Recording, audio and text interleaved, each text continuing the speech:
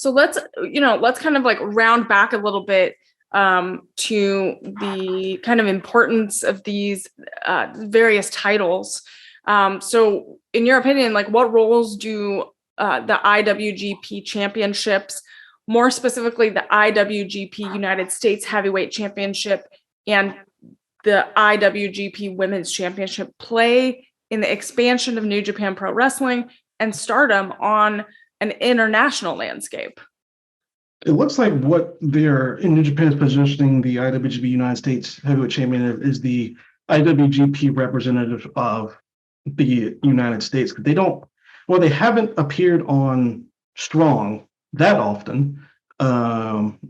So I think it's kind of the representation. Like, I think the expectation going forward after once COVID's less of a problem is that the IWGP United States Heavyweight Champion is going to show up at feature events, feature pay-per-view events in the United States as well. So I think that's kind of what that title is. They haven't really established that they're going to have IWGP World Heavyweight Championship matches unless it's a big deal. I think that's kind of where whenever Wrestling Dynasty is rescheduled to, I think that's kind of what, or Wrestle Dynasty, I think that's kind of where you're going to see that title come back, probably at Madison Square Garden. So I think that's going to be the big title that is defended in the United States.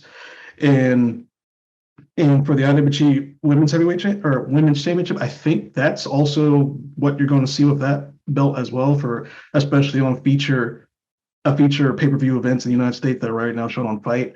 That you'll see that title defended on those events as well, because what New Japan likes to do business-wise is try to make every title a draw somewhere, so you can have an event even at a smaller venue and still draw a very sizable gate, because there is this title matches on that show, and even if it's not the main title, people want to see this title defend because New Japan is very good at making titles mean something, and they're getting even better at that with the tag team titles. But that's a different question. So yeah, I do think that's what those titles are going to mean. I don't think you're going to see the IWGP United States Heavyweight Championship defended in Tama-Ishii. I think you're eventually going to see a version of an Oceanic belt over there that's going to be that region's title. That's probably going to cover Samoa, Tonga, Australia, New Zealand, and everything over there. I think that's eventually what's going to happen there. That's what I wanted to kind of talk about next, is like this future of the New Japan Pro Wrestling brands, because we have New Japan Pro Wrestling of America. We're branching out to Australia. We've had shows in the UK and various areas around the world. So where do you see New Japan Pro Wrestling going next? Well, it's funny because I interviewed President Ohbari of New Japan beginning at the end of 2020. And I asked about a dojo in the UK. He said, not yet. And we got now fast forward, which I interviewed Bad Luck Fale, which is coming out in parts on Gaming Lair, and he spoke into detail at the end of the interview about his plans for New Japan in Orion's War, which was a documentary, like probably the best documentary that we really got to see of what New Japan training is actually like. So he told me a lot of detail about what he would like to see for the future, and now we're seeing parts of that happen, which he did not tell me ahead of time. You're like watching it unfold, and you're like, wait a second. So it's like so I think that is what we're going to see. Oh, because I think a UK brand is coming. A brand in Mexico.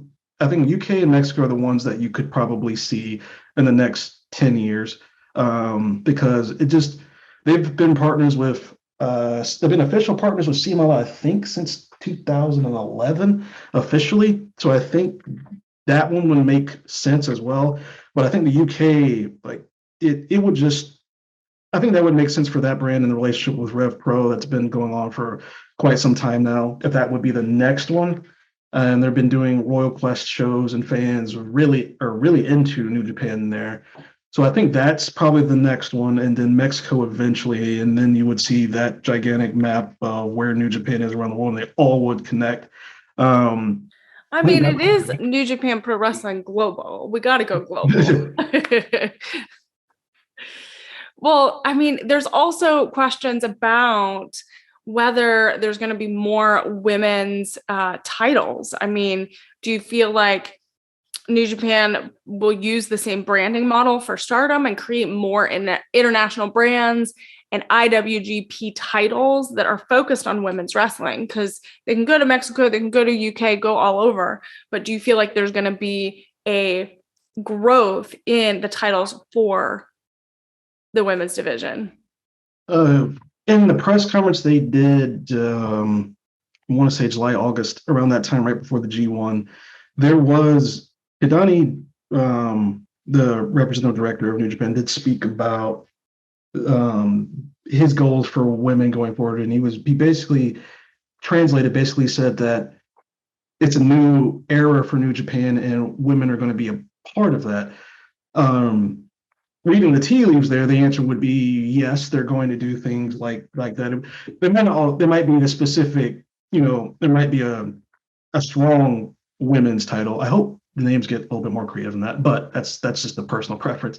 But I think that's a thing that I could see happen. There could be a title on Tom Ishii that's for women, and there could be eventually IWGP women's tag team champions. I think that is I can see that. a thing that could happen. I don't think there's no reason not to, really. So I think that's the thing that eventually is the goal. And if they see where it makes sense to do it, I think they're going to do it, because I mean they're adding a television title right now because of the influence of New Japan World. So I think if they get the opportunity to do it, they're going to do it.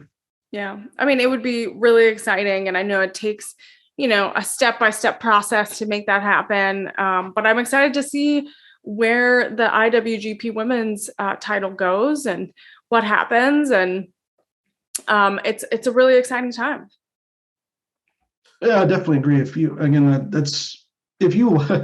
really want to support women's wrestling, I just can't emphasize enough. Just watch Stardom. It's not that expensive for Stardom World, and I think the next step for Stardom is to have live events on Stardom. They do live pay-per-views now, which $30 to $35 ish for their feature events that they do.